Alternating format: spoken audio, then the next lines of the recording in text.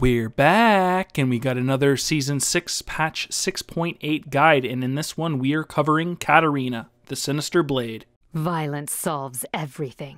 As usual, you guys can find a nice little list of our guides on our website, which is www.egamingtv.com, and you can also follow us on Twitter at egaming_TV.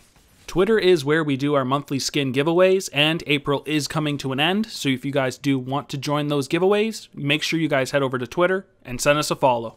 If you guys do like this video, please like and subscribe, as we do have tons and tons of League of Legends content coming out for you guys in the near future. So with all that out of the way, let's look at what Katarina is strong and weak against by looking at our pros and cons page.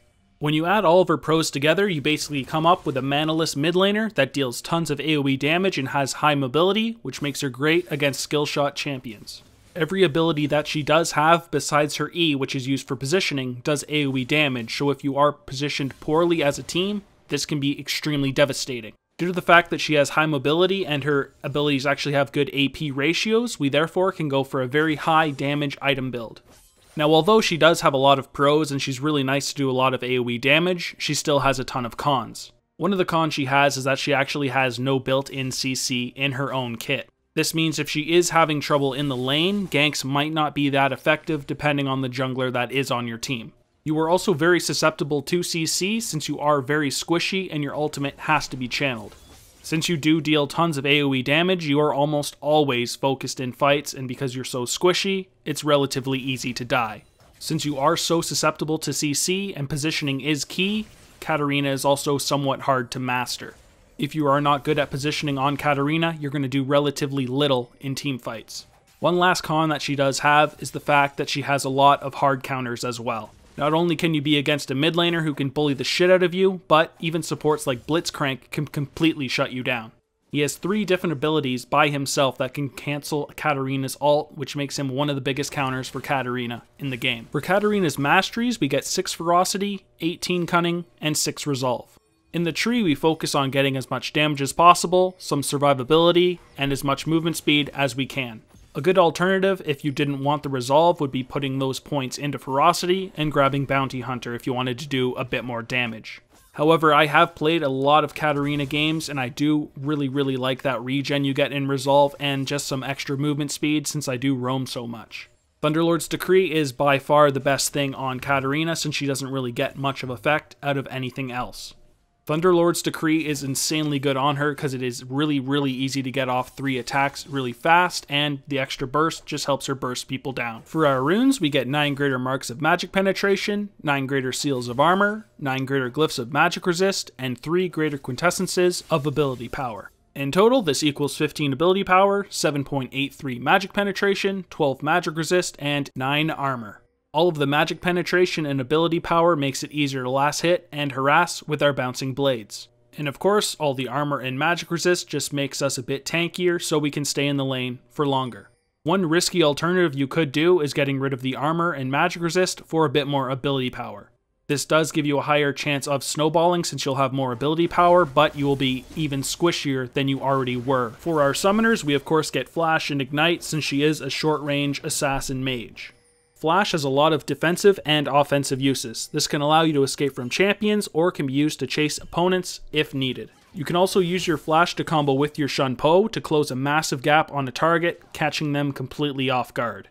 Katarina is a champion with a lot of kill potential. To increase it even farther and to increase our chances of snowballing, we therefore take Ignite. Now, although our ultimate already applies grievous wounds, this can be great in situations where we don't actually have our ultimate to still counter champions who do abuse healing, such as Swain. So now let's look at each of Katarina's abilities and how to use them effectively, starting with their passive, which is called Voracity. Katarina reduces the cooldown on all of her abilities by 15 seconds whenever an enemy champion dies within 3 seconds of being damaged by her.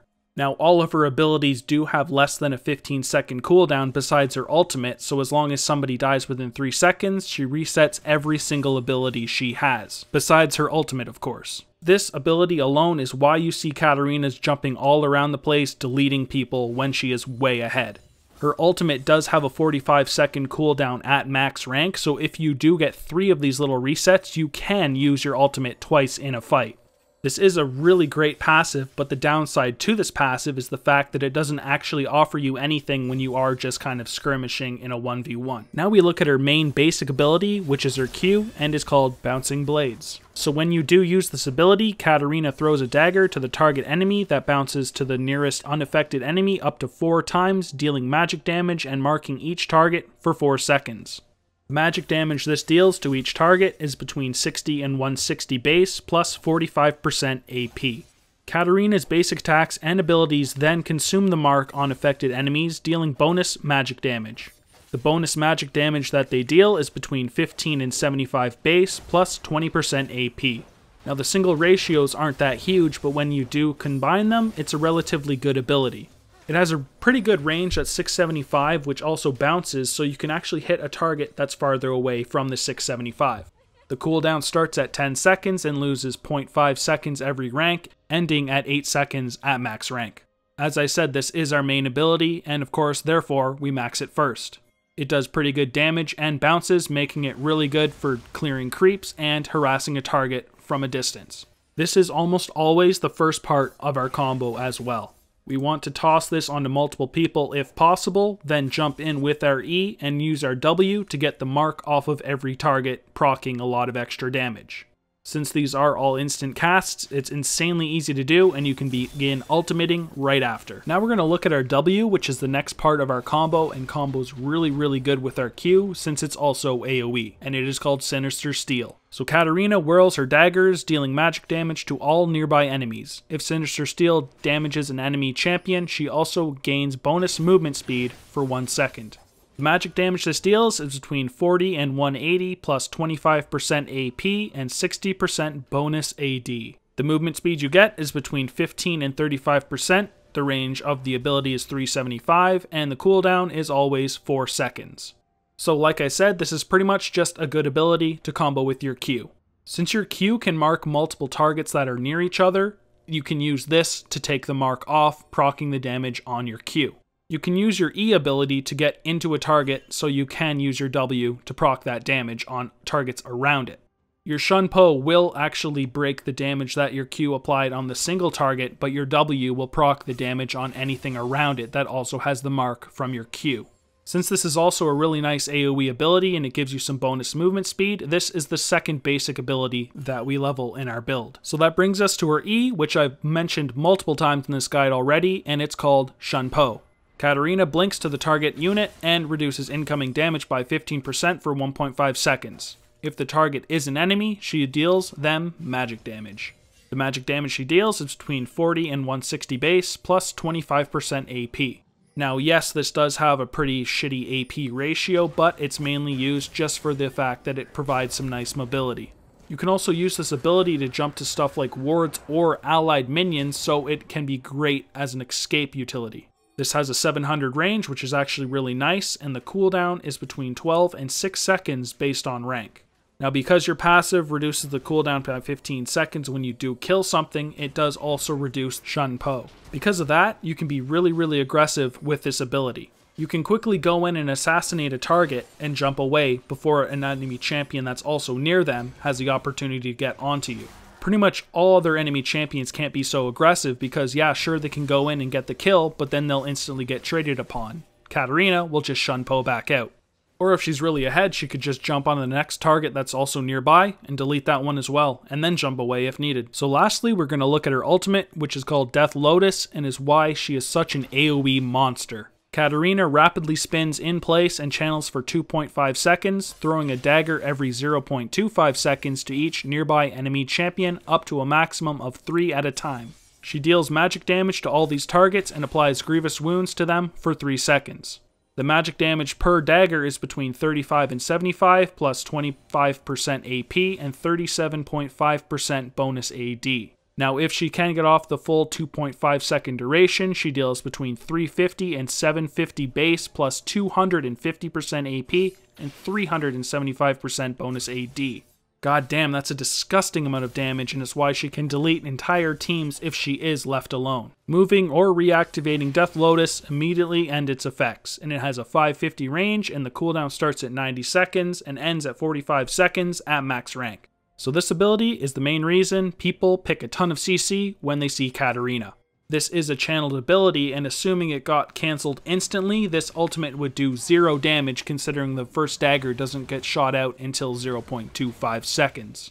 As I mentioned at the top of this guide, champions such as Blitzcrank actually have 3 different ways of cancelling this ability.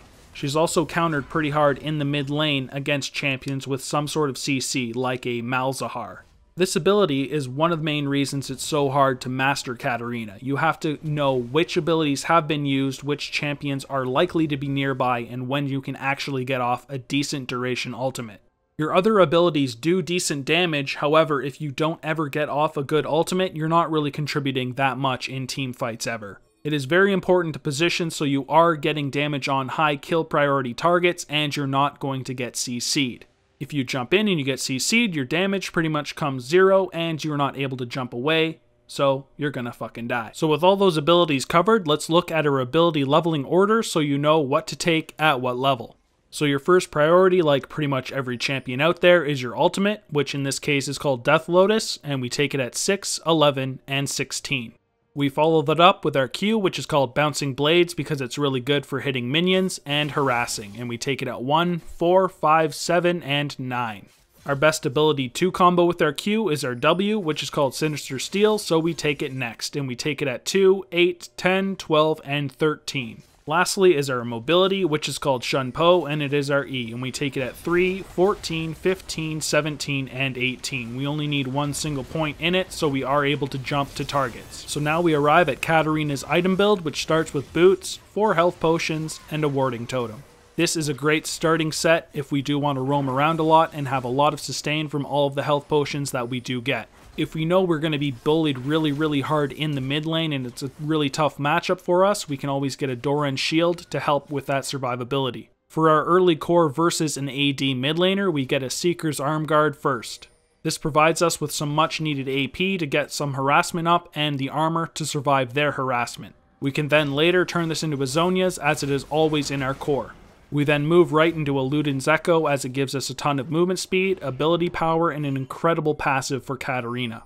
Since we move around a lot and we're so reliant on our burst, we will have this passive up very often. When we combo this item with our kit, it can give us some really easy kills as we roam around the map. When we're against an AP mid laner, we simply get an Abyssal Scepter over the Seeker's Arm Guard.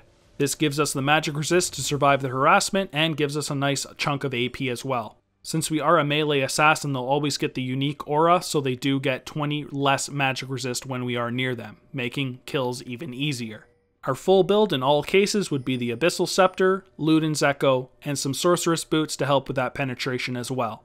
Since we're very reliant on deleting targets, we then get a Rabadon's Death Cap, so we get a massive chunk of AP, so we can do Zo. To increase our survivability, we then move into a Zhonya's for the awesome activate that it has. Finally, to get through any of the late game magic resist, we get a Void Staff, so we can delete those targets that have a lot of magic resist.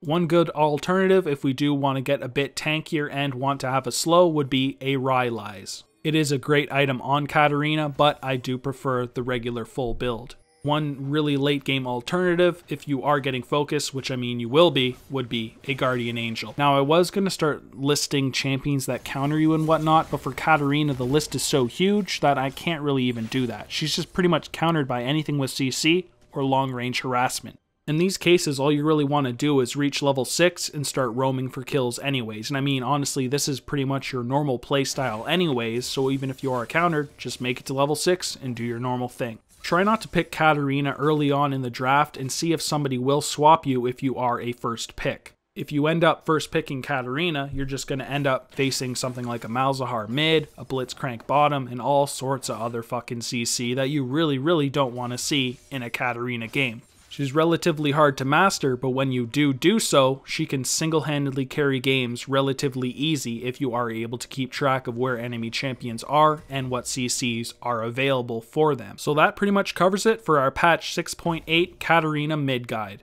I'd like to thank you guys for watching, and if you guys did enjoy the video, please make sure you like and subscribe as we will have many other guides coming out in the near future, and we want to start doing other content on League of Legends as well. You can find a nice list of the stuff that we do offer on our website, which is www.egamingtv.com. It is currently in progress, but it is getting better and better as we go. You can also talk to us on Twitter at egaming_TV. And as I said before in this guide, this is where we do all of our skin giveaways at the end of every month. April is ending very soon if you are watching this guide as soon as I have put it up. So make sure you go to Twitter and send us a follow. Thanks again for watching, and I hope to see you guys around YouTube, the website, and Twitter. Take care.